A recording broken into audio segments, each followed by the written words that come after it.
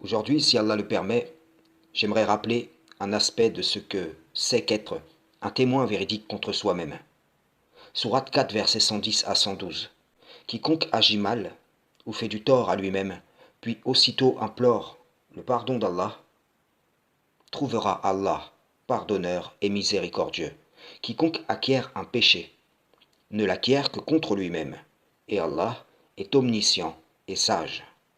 Et quiconque acquiert une faute ou un péché, puis en accuse un innocent, se rend coupable alors d'une injustice et d'un péché manifeste. Pour illustrer mon propos, je vais prendre l'exemple de Moïse et de Pharaon au sujet de la magie. Pharaon a contraint des serviteurs à la magie. Pourtant, il accusa Moïse et Aaron d'être des magiciens.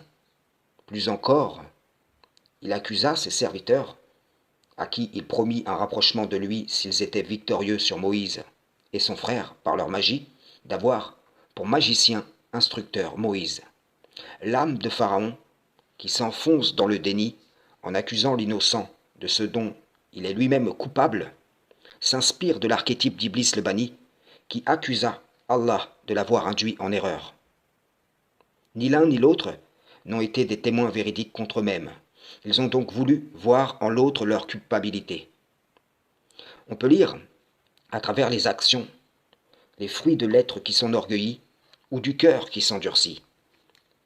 Si celui qui est enflé d'orgueil et endurci de cœur ne se regarde pas en vérité, il s'engagera dans une fuite en avant de laquelle il ressortira tôt ou tard perdant. Pharaon a été averti que son pouvoir un jour sera anéanti, que ses décrets ne touchent que cette présente vie.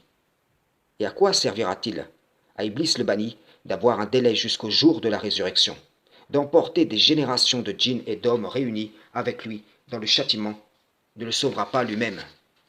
Pharaon fut superbe sur terre, mais il précédera son peuple à l'aiguade du feu.